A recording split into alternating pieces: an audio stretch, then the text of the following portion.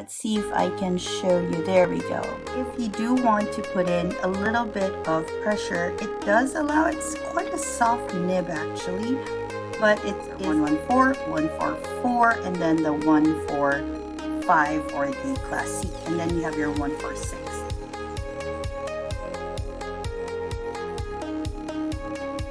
Hi, this is Kai from Kikai Craft, and we are back with what I would consider my last birthday pen for my birthday month. This was supposed to be like one of the pens, if not the pen for the birthday month, but it came in a little bit late. Better late than never. So here, let's go ahead and unbox it. If you haven't guessed right now, this is the new box for Montblanc. They have gone a little bit, what's this, more environmentally friendly, and so they've cut back a bit on their packaging. So it's taking, okay, here we go. So you kind of have an idea. If you don't know yet, Montblanc has a collaboration pen with the Olympics, and so we just celebrated the Olympics. That's my cat. Give me a second. I'm going to check what she wants. Okay, so she kind of wanted to go out, but she also didn't. So if you hear her, that's just my Maya being my Maya. So here we go again. So Montblanc had a collaboration with the Olympics committee, and they came up with this pen. This particular one is the Olympic Games Chamonix 1924, and it has quite a long name. If you can see, it's called the Montblanc Meisterstück Olympic Heritage Chamonix 1924 Special Edition, and this is how the packaging looks. So you have this like sledding people. This style is very reminiscent of the original invitation or illustration that the very first Winter Olympics had on it. And then when you turn it, you'll see that it has a heritage seal in gold leaf right there. This is from the Olympics, and of course heritage is the Montblanc. Then you have the 100 Meisterstück logo, and it has this like infinity pattern onto it, and on the other side you will see that it has heritage, it has the official Olympic licensed product, and a few other credentials. This is licensed official by the International Olympic Committee as well. And if you scan this code, it'll bring you to the Olympics site. All right, so that's how this looks. And so you slide off this sleeve. There's nothing else in the sleeve. And then you have the Montblanc packaging. This is a textured sort of off-white ivory slide or slip box. So you just slip it off, and inside you'll see the illustration again. Again, nothing here but that linen sleeve. And now you have a Montblanc book with you. So this is the literature it comes with. It says Olympic Games Chamonix 1924. And then it's basically the sleeve. And it tells you not just a history of Olympics, but it also talks a lot about Montblanc. You see, the thing is, this year, Montblanc is celebrating the 100th year anniversary of the Meisterstück, which is the masterpiece. And at the same time, Winter Olympics is also celebrating its 100th year anniversary. So here we have more illustrations from the original invitation, I suppose, or posters that the Olympics had. And here you'll see the two different types, or one type. This is the do of the collection, and this part talks a bit about the Olympic Winter Games. And this is the the classic one, okay, the precious resin version, and this is the one with the platinum engravings on it. And these are the three. This is one, and this is the other, and the dough is the third. So there are three different variations of this. And there we have more of the original posters and invitation for that particular event. So this is actually a lot. It really holds a lot of information about Montblanc and about the Winter Olympics. Okay, back to the packaging. You have this, which is some sort of a guard. It has the same linen as the sleeve. And then you have the, like a pouch that Montblanc now provides. It doesn't come in big packaging anymore. It just has this. And of course, you have the service guide, which tells you how to work with your pen. Also, it has your information at the back. Okay, and then finally, of course, when you open up your pouch, you will find that there's another sleeve inside. This is a paper sleeve. This holds your pen. And when you open it up, the pen is supposed to be inside the sleeve. But as I have been doing with my other pens, I want to try and use the pen and enjoy it for about a week or so before I actually review it. So when I review it, I can talk more about the writing experience. By the way, there's nothing else in the box. It's just a black base. Okay, so now let's have a look at the pen. And this is the pen that I went for. All right, to be quite truthful, the first time I found out that there would be having an Olympics pen, I wasn't very interested in it because I'm not into Olympics. I'm not, those who are, sorry, I'm not really into those things. I mean, I celebrate and I enjoy and I appreciate all the effort, and I find a few a few competitions interesting, but I don't quite follow it. So when I found out that Montblanc was going to have a collaboration with them, it didn't really spur my interest. But when I saw the pen selections, I got super interested, especially because of the color of this particular variant. So there are two. There's the Chamonix, which has this slate gray, and it has the Paris version, which has the red on it. And the red, the Paris version is actually much bigger than this one. Okay, so let's have a look at the pen first and its features. So first off, let's have a look at, let's go from top to bottom, I suppose. So you'll see that it has on the top finial the usual Montblanc star, and then you have a coral resin surrounding that star, and I think it looks really fantastic with this slate gray color that they've chosen for this pen. The what do you call that? The trim is all in like silver. It's actually palladium, and you'll see that it has palladium bottom finial, and it has palladium rings on the cap and a palladium ring and clip. And here, not sure if you can see it. Let's see if I can scoot you in, or better yet, let me go and get my loop. All right, so here we are with, oh, by the way, that's not palladium, that was platinum. Okay, let's see if I can show you. There we go. All right, so on the platinum ring around the top near the top finial, you'll see that first off it has, let me see if you can see it. Okay, it has the Olympic rings and it has heritage. And then around it, you will see that it has this lovely scallop with the dots. So there are a few variations of this. I think for the Paris version, you'll see the laurel leaves that They used to award the winners in the Olympics, but for the Chamonix version, you'll see that it has this very vintage scallop and dots sort of decorative piece on top of it.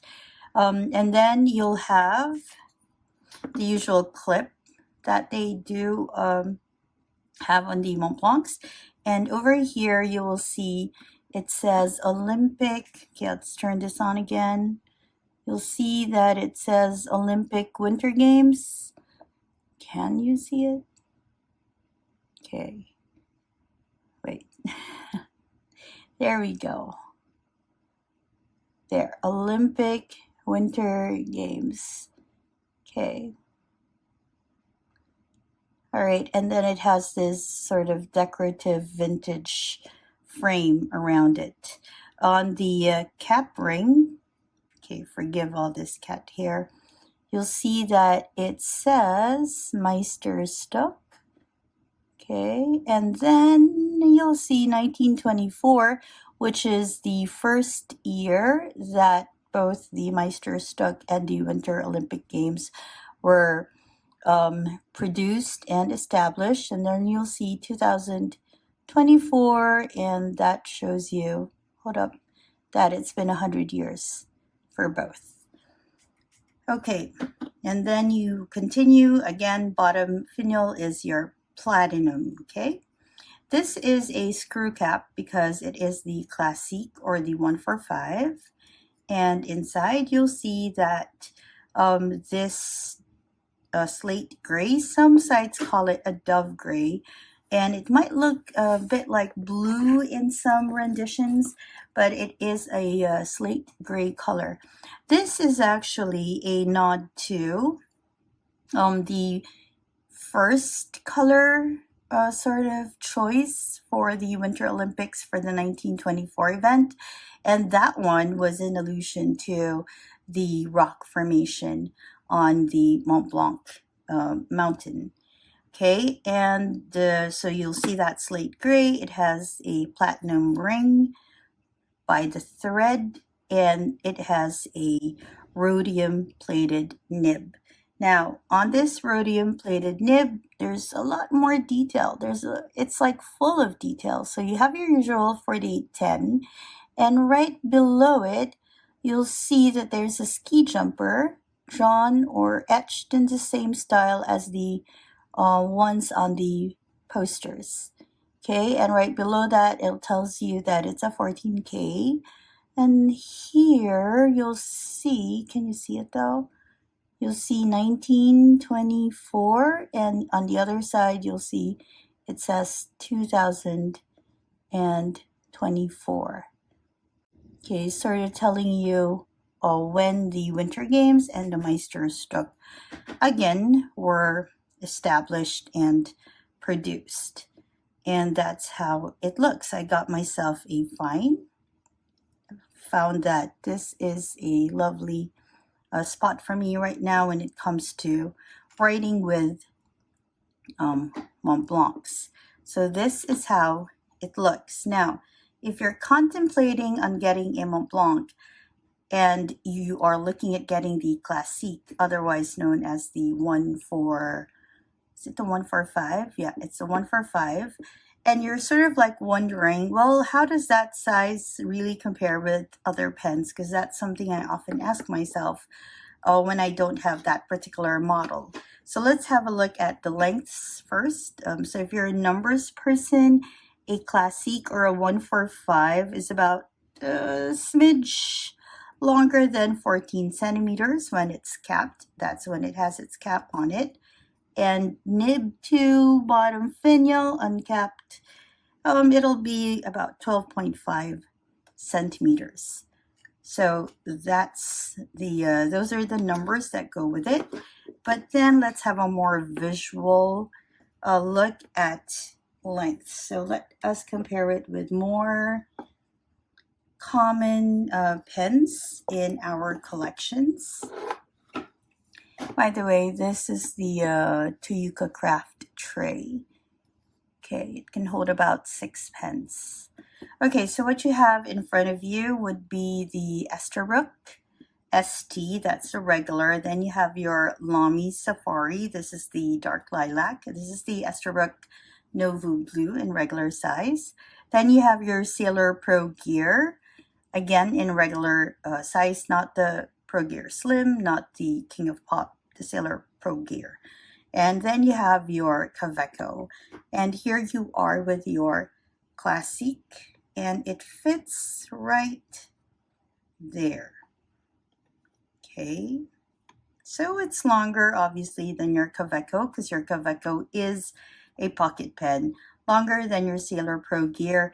It is roughly the same length as your Lamy Safari, but your Lamy Safari will appear to be girthier, and it is shorter than your Esterbrook ST. Now let's go ahead and uncap these, and I'm going to post the Kaweco. I also chose these particular colors in case you were trying to figure out just how gray or how blue it is. So this is the Kaweco Mellow Blue, and this is the Sailor Pro Gear Every Rose Has Its Thorn, which is quite short. And here is your Classique. All right, so that is the 145. It's longer than your Sailor Pro Gear. All right, let's go and compare it with your Lamy Safari. So shorter than your Lamy Safari, and with your ST. All right. Well, at least with this particular section, that's the converter, it's going to be shorter than that as well. So this is how it looks with length. Now, why am I showing the lengths uncapped? Because this one sort of tells you just how comfortable and how long it is in your hand. So say you have a Lamy Safari, this is how it feels in your hand. Okay, from the section to the body. And if you had a Sailor Pro Gear, this is how it fits in your hand. My hands are maybe medium hands. And then if you have your Kaweco and you post it, this is how it'll look in your hand. Okay, and if you have this, this is how it'll look in your hand. It's a very comfortable fit. But if you like girthier sections, you might want to opt for the bigger 146. Okay, and what do I mean by the 146? So this is how it looks, right, with non-Montblanc pens. But if you do collect Montblancs, or you're starting to, because if you collect them, you already have a general idea of the sizes. But if you're starting to collect Montblancs and these things sort of confuse you, let's go ahead and compare them, or compare it with other Montblancs. So let's start with, okay, I have a few that I can share. Okay, so this is actually the 146. And there is a slightly bigger one, the 149. Okay, so this is the 146. And this is the calligraphy in lacquered burgundy. This is the Montblanc 100-year pen. This is the Classique, the 145. And if you're into vintage pens, this is an older Montblanc. This is from the 1980s. This is a 144. And if you are into Montblancs and you have their smaller pens, this is the 114, or the Mozart. So again, the 114, Montblanc Meisterstück 114, or the Mozart.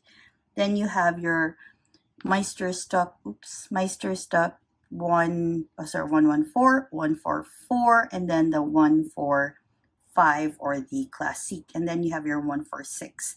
This is a 145. So this is where it will, what's that?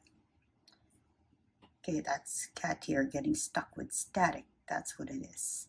Okay, so there you go in terms of lengths. Okay, so perhaps you are a little unsure. The 144 is now discontinued. The 144 had slip caps on it, so you just slip the cap off.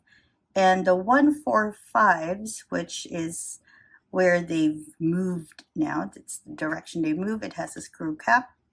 So you don't just slip the cap off, it's threaded, so you need to unscrew it from the barrel. And this is how the lengths compare. Again, there's going to be a bigger one, the 149s. That's just a bit too big for me, so I don't have any of those. But this is how it looks. Now, uncapped, you have your 146, and you have your 145. This and this will be the same because they're the same model. They just have different colorways. And then this is your 144, which is going to be shorter. And you have your 114s, which is a pocket pen, so it's definitely going to be shorter than the rest of them. Okay, now if you do have a 144 and you post them, and I am very comfortable posting this because it has a thread for posting, it'll be still tiny bit shorter than your 145s. So this is how they look. Okay, so you can see they are, for the most part, inked. This is almost or always inked. It's inked with my turquoise right now. All right, so, oops, so let's go ahead. Okay, everything is falling now. Let's go ahead and have a look at how this writes. It's a fine, there's no special grind to it. So if you have a Montblanc fine nib already, you already know how it'll write. There is very, very slight, if any, difference in the line widths. And I sort of doubt that they do because it goes through this whole process, like 30 plus steps just to make the nib. But this is how it writes. So this is a leaf from my personal pen encyclopedia where I write in a lot of the information about the pen. So you'll see this particular one is a collaboration between Montblanc, the Olympic Museum, I forgot about that one, and the International Committee, Olympic Committee. Okay, and these are all the features of it. Now, if you are wondering how it writes, this is how it writes. It's currently inked with the Jane Austen Umber ink. Okay, and it's a very pretty color, by the way. And it's quite a smooth writer with the slightest bit of feedback. So let's go ahead and write with it here, just so you see how it writes and hear how it writes. So maybe we can use this as a little cushion. Okay, maybe down here. So you'll see that I've actually done it with no pressure. And it writes pretty good. Okay, again. But if you do want to put in a little bit of pressure, it does allow, it's quite a soft nib actually, but it is in no way a flex nib. So if you're going to do this to your own pen if you want to try and put a little bit of pressure. It makes the release of the ink just a little bit more generous, and so it does provide a slight bit of line variation. But then again, do note that this is not a flex nib at all. So if you're going to put in that bit of pressure, you have to do it at your own risk. And I think that's about it. Okay, so thoughts about it. One, I got it for its color, and it is a wonderful piece for its color. I like that decorative pattern on the top of the clip. I really enjoy that pop of coral with the slate gray. And I like that I chose this particular colorway where you have this slate gray all over it, because it is a very pretty and quite dainty sort of color. The nib nowadays, the older Montblancs, I feel are a lot smoother, and the newer ones, like the one on this Chamonix version and the 100 anniversary for Meisterstuck version, have the slightest bit of feedback. Almost, not exactly, almost feels like a sailor, actually, when you write. You kind of hear a bit like when you're writing with pencil, like a little feedback noise when you write with it, which I thoroughly enjoy. And for the sailor, for the people who don't exactly like it on sailor, sailor has a lot more of it. Except, when I'm looking at and using Montblancs, I'm used to having it so buttery smooth. So when I used this and I could hear that feedback, I was very sensitive to that nuance, and so I noticed it. But it's not bothersome, at least not for me. And if it's something that bothers you, maybe you can ask the people at the shop if you can try one of the newer nibs and gauge how you feel about that slight shift and change in their nibs. I couldn't find any information about that anywhere. Any official information, but I have read a few people who have noticed it in their nibs as well. Okay, so yep, I think that's about it for this particular one. Thank you very much for joining me here. If you haven't subscribed yet, please do subscribe. And I hope that wherever you are, you're having a great day. Ooh, before I go, thank you very much, Montblanc Indonesia, for always being very generous with helping me find the Montblanc pens that I like. I really appreciate the shop and all the help that it provides us. Montblanc Indonesia is a Montblanc boutique here in Jakarta. Okay, going back, have a lovely evening or have a wonderful day. This is Guy. Bye, everyone.